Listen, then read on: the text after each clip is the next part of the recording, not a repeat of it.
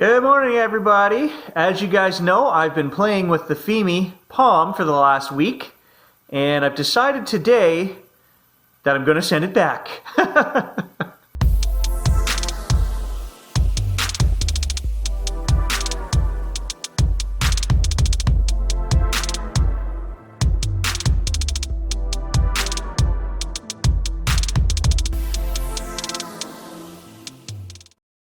The question came down to, what does the Fimi do that my other cameras don't do for me? And really, there are only a couple of things. One of them is the ability to flip the camera around with the push of a button, where with the GoPro, I have to actually physically turn the handle that I'm hanging onto around. The second one is face tracking. The GoPro 7 and the GoPro 6 that I own do not face track. Is that really important in a 128 degree wide angle camera? Not really. The sensors are so small in these cameras that everything is in focus anyway. So why do you ask, if Gary is sending it back, is he bothering to do this comparison? Well, I'm doing it for you guys. Some of you may think that there is a reason you need a Fimi in your life. Now, I want you to be aware there is one huge glaring issue with this product. And that is that 4 times now in the week that I've been using this, I have had files corrupted where the audio and the video do not sync. You go to edit the video clip and it just skips crazily. At first I thought it was only in long clips, anything over 2 minutes kind of thing. That is not the case. I went on a hike the other day metal detecting and I had 40 good clips, 2 bad clips, and they were right in the middle of my recording session. And they were right at the beginning of the 2 clips. They started skipping immediately upon pressing the record button. And there were 2 right back to back. The issue is you have no idea when you get a bad clip, and you have no way to, upon reviewing it on the Fimi, see that it's a bad clip. You go home to edit your story. In my case, obviously running a YouTube channel, every adventure I do is told in a story format. You get home, now you have a gaping missing hole of 2 clips in the middle of your story. For me, that's a deal breaker. I can't run a camera that I can lose clips on. But what I want to do is I want to give you guys the closest comparison that I can to my GoPro 7, starting with price. I got the GoPro 7 with an extra battery and charger at Christmas for $340 Canadian. I just bought the Fimi last week on Amazon. Both of them were bought on Amazon, actually. I paid $2.99, no shipping, no tax. So you guys know that I'm a stickler for audio on this channel, and I don't like the sound I get out of the GoPro 6 or the GoPro 7. Kind of sounds hollow. I've referred to it as having a bucket over my head. Well, guess what? The Fimi, the sound is even worse. I dislike it even more than the GoPro. So let's just do a test. This is the sound coming out of the GoPro 7 right now. How do I sound? To me, it sounds hollow, bucket-like. Now this is the sound coming out of the Fimi. If I had a bucket on my head over here on the GoPro, I now sound like I have 2 buckets on my head. Now, as bonus sound, what we're going to do is we're going to run this clip through my audio center and adjust the levels. I like to run a soft filter and it makes it sound a little better. How does this sound? Is it better? Now this is the sound coming out of the Fimi. If I had a bucket on my head over here on the GoPro, I now sound like I have 2 buckets on my head. This is the sound coming out of the GoPro 7 right now. How do I sound? To me, it sounds hollow, bucket-like. The nice thing about the Fimi is it has a front-facing screen. The GoPro 8 also has that. So if I hadn't been so cheap and bought the 8 instead of the 7, that would be a feature as well. Do I really need it? No, because when you have such a wide angle of view, I know that if I hold the GoPro or the Fimi a foot away from my face, pointed at me, you're going to get myself and everything in behind me in the frame and in focus. Today is a really dark day. It's stormy out, it's raining, so we're going to put these 2 cameras against each other in some stabilization tests. The first test, I want to just walk through the house. So we're in a well-lit living room right now with light coming through an outdoor window, lights above me, and a lamp on. Let's turn around and let's just walk through the house. We're going to go through some dark areas. It's not going to be pretty, guys.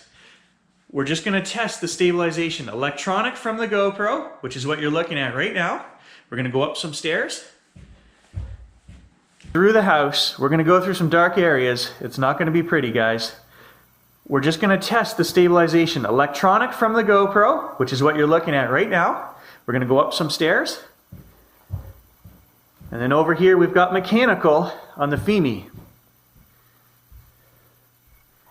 Is it comparable? Am I really losing anything by shipping the Fimi back? I don't think so. I think for my needs and purposes, the GoPro probably does a good enough job. Now the GoPro is not a perfect device either. I've talked in the past about my GoPro 6 and 7, which have intermittent freezing issues, and it doesn't matter which memory card I use. However, I think I figured out what's going on there. I may have mentioned it in a previous video in the last couple weeks here. If you just push the record button on the top of the GoPro, you have a probably 1 in 10 chance of the GoPro freezing. If you turn the GoPro on using the power button on the side first, and let the camera be running and push the record button to record clips while leaving the camera on, it doesn't have that issue. So I think I figured out what's going on there. Don't quick start the GoPro and you won't have any issue like that. Okay, so this is where we get to some stabilization tests while moving quickly. Here is another reason why the GoPro 7, I think for me, is the better choice. It's raining outside right now. So now I have a gimbal that is not weatherproof. The GoPro, on the other hand, is very rugged.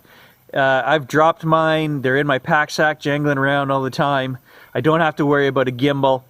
Now, the Fimi does come with a gimbal cover, and some people online were complaining that they were very hard to get off and on. I did not have that issue with my cover. It slips on, it slips off very easily, but it is a very small mechanical device that needs protecting, and I don't feel that throwing it in my pack sack is the same as throwing the GoPro in there. I don't worry about the GoPro. This thing I worry about. So now we're going to do product shots of my wife's car while running. How's that for stability? Look at that Subaru. How's that for stability? Look at that Subaru. Buy one today. Which one's smoother? GoPro or Fimi? Now if I were to run around the yard making helicopter noises, which one actually looks like we're in a helicopter? Like we're in a helicopter. Get to the chopper. Get to the chopper. So the other day we strapped the Fimi onto the back of the camcorder system, and we did a video where we walked through the bush with it facing back towards me. Then I kind of realized I can do the exact same thing with the GoPro. It doesn't have to track my face. Yes, this clip was shot after running around the cars in the yard. It doesn't have to track my face. With it being such a wide angle camera, either one of these will do the job, only this one over here is waterproof and I trust it more. Another thing I find annoying about the Fimi is that when you turn it on, it starts recording immediately. There is no option to turn it on but not start recording. The second thing that I find annoying is the face tracking automatically comes on when you swivel the camera to turn around into selfie mode. Face tracking starts. Then you've got to touch the finicky little screen here a dozen times until the face tracking disappears. And right here I want to show you guys how finicky this touch screen is. I cannot. There's supposed to be a screen if you roll up to delete the files. We're reviewing files right now.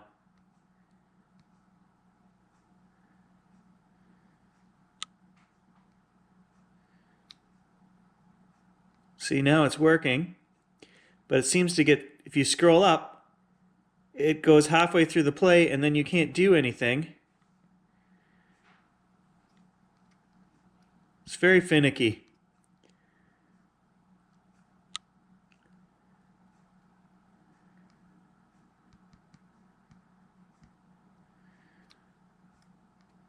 Come on.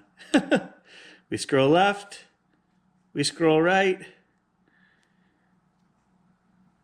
We scroll up to review. Now you should be able to scroll up again there. Now that time it worked. But you guys saw I tried like 9 times. It didn't work. This is a special note brought to you just by GoPro. If at any point a clip from this thing fails and it screws up my whole series here, I will insert this GoPro clip and tell you this thing has a bad habit of having audio and video desync. We already mentioned it. It has now happened. Even in this testing, we did not get a full story. We did not get our video completed. I just can't trust this thing.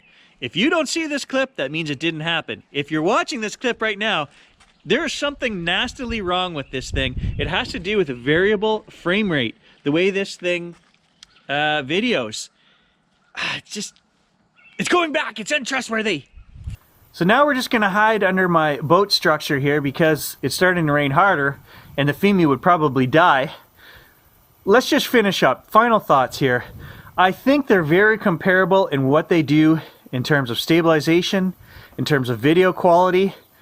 Some things I like better about the Fimi, being able to switch the camera. My buttons are right there facing me. The GoPro image quality is excellent on the GoPro 7. The stabilization, even though it's electronic, is excellent as well. So really, what am I getting from the Fimi? A couple of things that we mentioned earlier.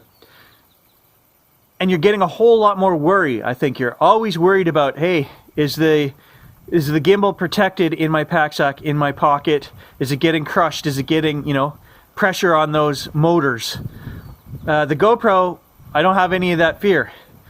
Is the GoPro getting wet? Who cares? And the final deal breaker for me is the GoPro recording? Yes, it is. If the GoPro freezes, you know it freezes because there is a little timer on the front showing how long you've been recording. And if the GoPro hangs up like it is known to do, that counter stops counting up. With the Fimi, you don't know that the video clips are screwed up. Even when you review them on the Fimi, you can't tell that the video clips are screwed up. They look like they're playing fine on the Fimi, but there is no audio. There's no speaker on the Fimi, so you can't hear what's being said. And when you drop those files into your editing program of choice, they become stuttered and they skip, and the audio and video are both messed up. 4 days ago, I sent an email to Fimi requesting help with this issue, saying what could it be. I've tried various SD cards. I tried shooting some 1080 clips. I haven't seen it happen in a 1080 clip yet, but that doesn't mean anything. I've only owned it a week. And I didn't shoot that many clips, maybe a dozen in 1080. I bought this thing to shoot in 4K. They have not gotten back to me. They did not even respond to say, hey, we got your inquiry. We will be getting back to you. So the support is null. So that's it, guys. Let me know what you think. That's all I've got for today. Thanks for watching. Stay tuned. Lots more stuff to come on the channel.